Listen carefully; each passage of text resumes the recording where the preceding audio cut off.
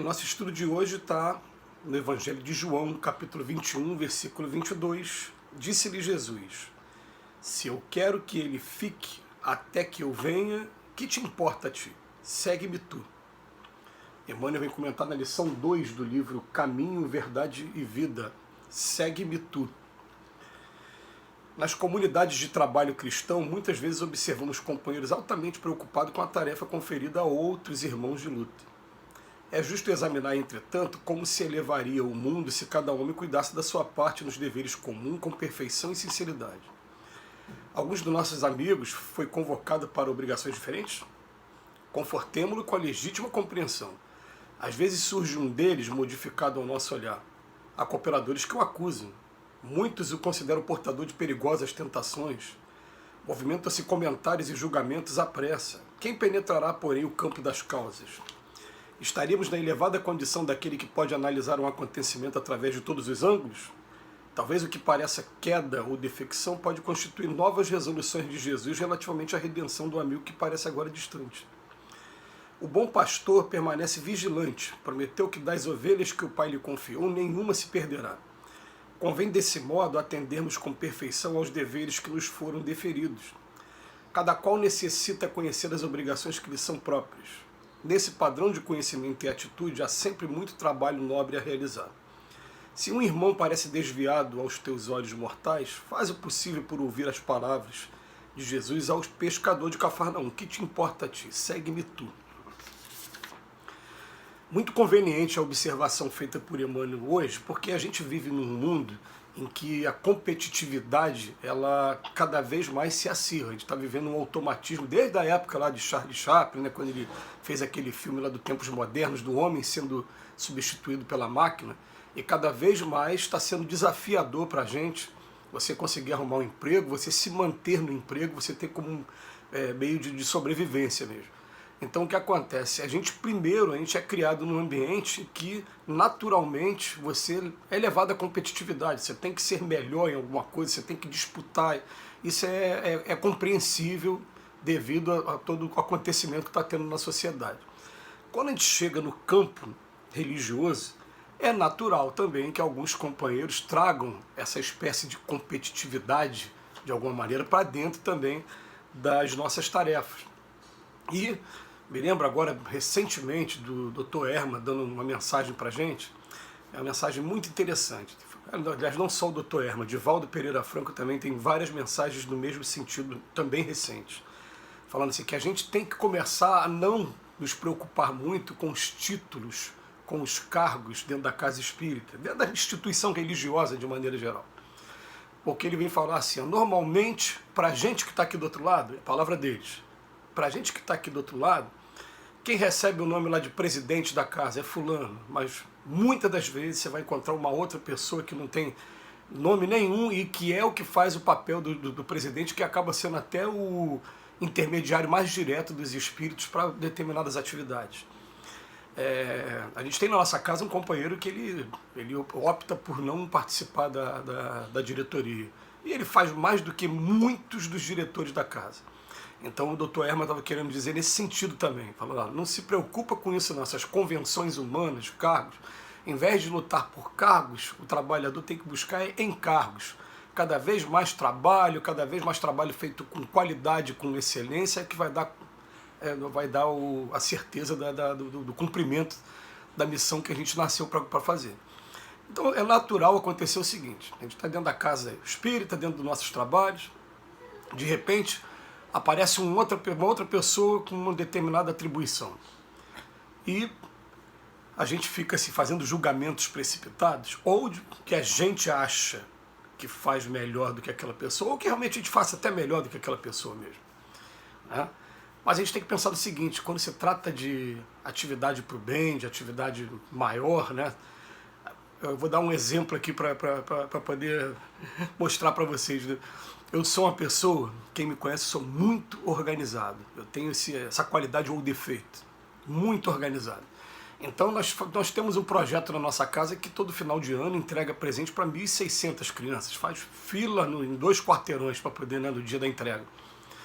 E eu, quando estava começando esse projeto, eu cheguei mais cedo, preocupado com essa demanda toda. Aí como é que eu vou organizar esse negócio? Aí os presentes são numerados, né, de 1 a 1.600 e alguma coisa.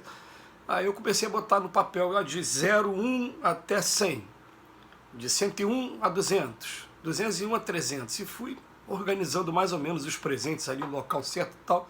Só que como eu cheguei muito cedo, estava de folga no trabalho, eu fiquei fazendo aquilo praticamente sozinho, ou com a ajuda de uma pessoa só. E quando deu 5, 6 horas que começou o pessoal sair do trabalho e vir para cá para ajudar, que eles viram tudo arrumado, gente, mas foi uma decepção. Eu simplesmente tirei a possibilidade daquelas pessoas participarem e poderem dizer, não, eu fui lá para um projeto que é muito bonito, tal, tal. Eles chegaram, já estava tudo organizado, então eles ficaram sem graça e foram embora. E eu vi que eu, na minha ânsia, isso é ansiedade, né? Minha ânsia de querer fazer tudo logo, eu tirei a oportunidade das pessoas. Então qual passou a ser a minha preocupação agora? A minha preocupação é, eu chego cedo, organizo mais ou menos e dou o pontapé inicial. Agora deixa cada um participar, porque a pessoa ela quer dormir, botar a cabeça no travesseiro depois e falar, poxa, é um trabalho tão bonito, deixa tanta criança emocionada no Natal, então deixa a pessoa participar também. É exatamente desse jeito que acontece com algumas atividades da nossa casa. A gente fica pensando assim, né? Às vezes eu acho que eu faço melhor ou faço melhor, deixa ele fazer.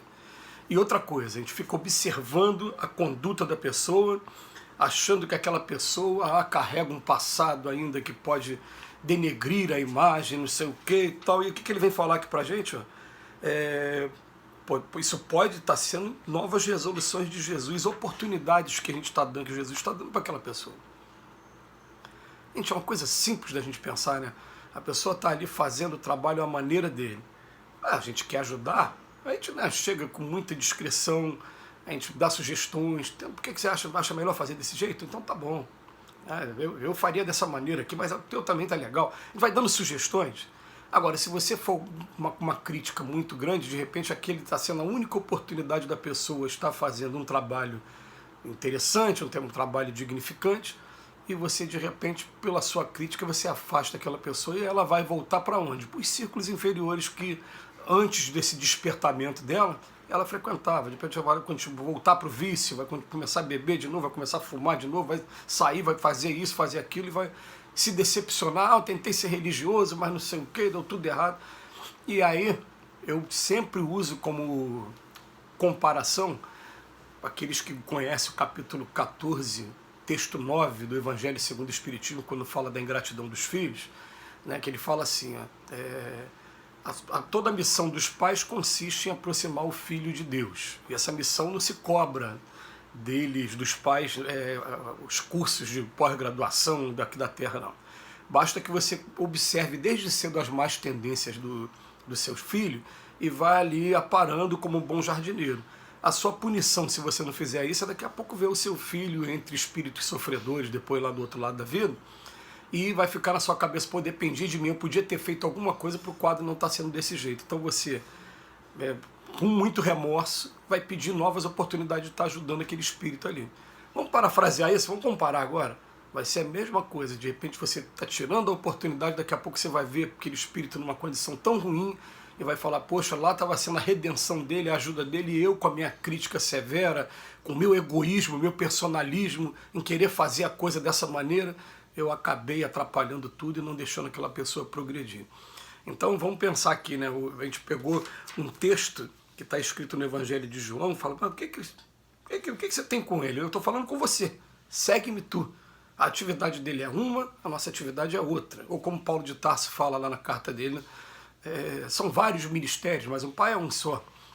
Tem um que usa o dom da palavra, outro usa essa coisa da obra social, outro tem uma boa vontade para fazer tudo, faz o serviço de bombeiro hidráulico, o outro não, o outro só vai para lá para ficar na porta entregando página, recebendo as pessoas, o outro é para fazer oração.